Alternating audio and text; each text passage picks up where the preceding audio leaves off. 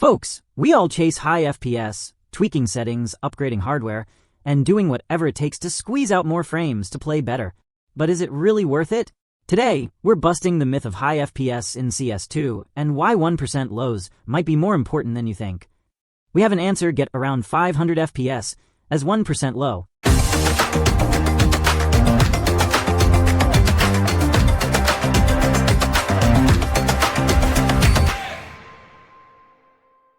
In case you have missed my previous video on how we benchmarked in-game settings for the top 3 resolutions to get around 800 plus FPS, please do watch. Before we start, I want to flash up some of the amazing comments from the last video. Thank you all for the encouragement. It really keeps me going. Now let's jump right in. FPS is the emotion for gamers, especially in Counter-Strike. A single frame loss can bring your mood from this to this. Trust me, you don't want this. Everyone chases a high FPS number, but 90% of CS2 players chase FPS without realizing the hidden cost. A high average FPS might look great, but if your 1% lows are bad, you'll still get stuttering and inconsistent performance. To explain why this matters, let's use a simple analogy. Think about your internet. Would you prefer 1000 megabits per second with packet loss every minute causing jitter, or 500 megabits per second that's rock solid with zero packet loss? High FPS is the same. If your CPU and GPU aren't consistently rendering frames without frame pacing issues, you'll experience stuttering and input lag. See how the stuttering is when frames are bad. So let's break down what FPS, Frametime, and 1% lows actually mean.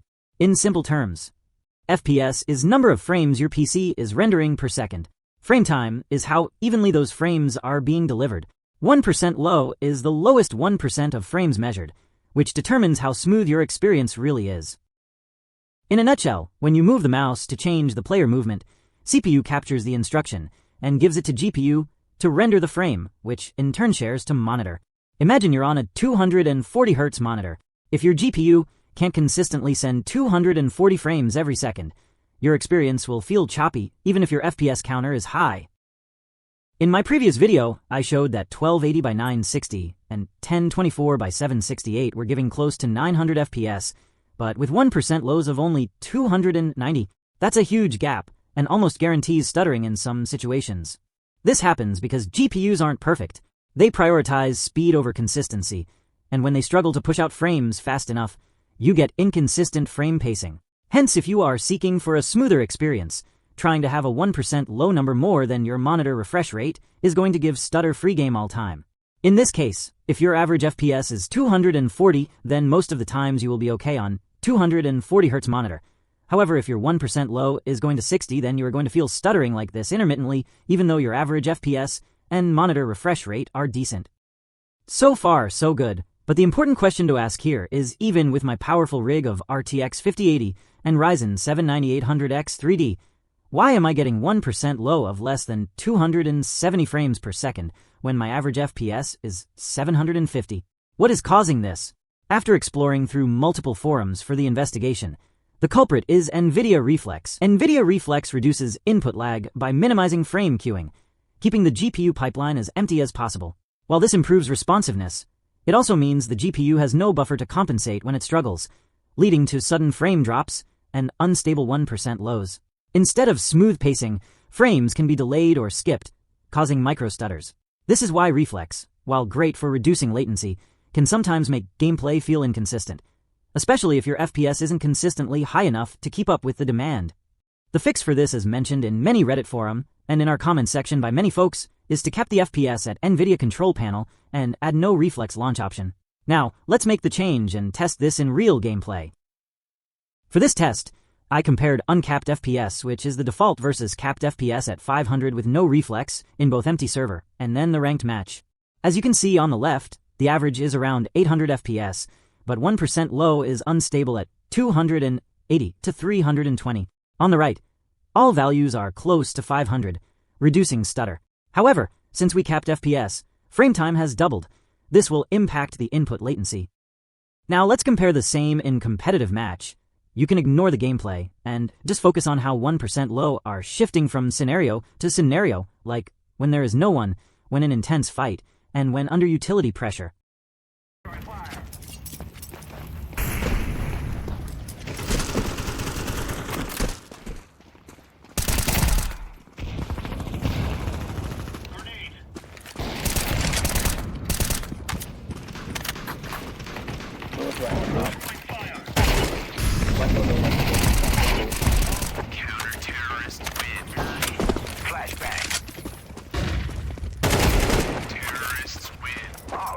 Here's what we found.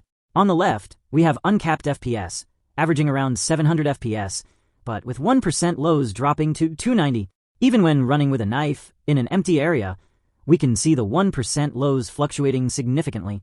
This is with Nvidia Reflex enabled plus boost, meaning input latency is at its lowest, and the GPU is processing inputs at maximum speed. While this might feel snappy, the fluctuations mean that during fights, especially while spraying or taking multiple duels, there's a chance for noticeable frame drops, leading to micro-stutters.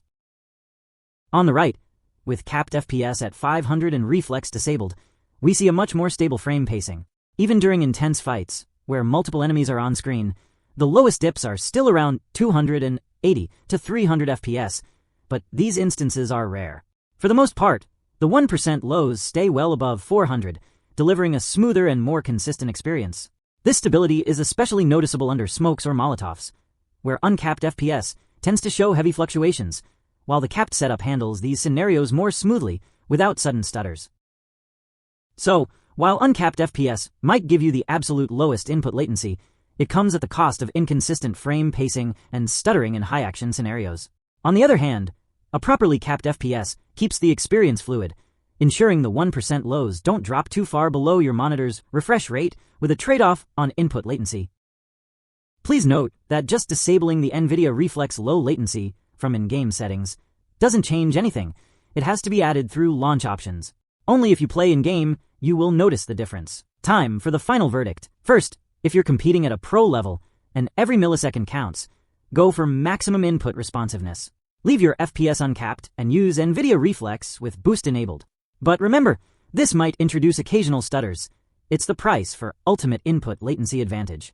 All the pros, like Donk, Monzi, Zai will play like this. Now, if you're a competitive player, grinding ranked online, smoothness is key. Cap your FPS about 10% above your monitor's refresh rate, and disable Nvidia Reflex using the No Reflex command. This ensures stable frame pacing, giving you smooth gameplay even during intense firefights.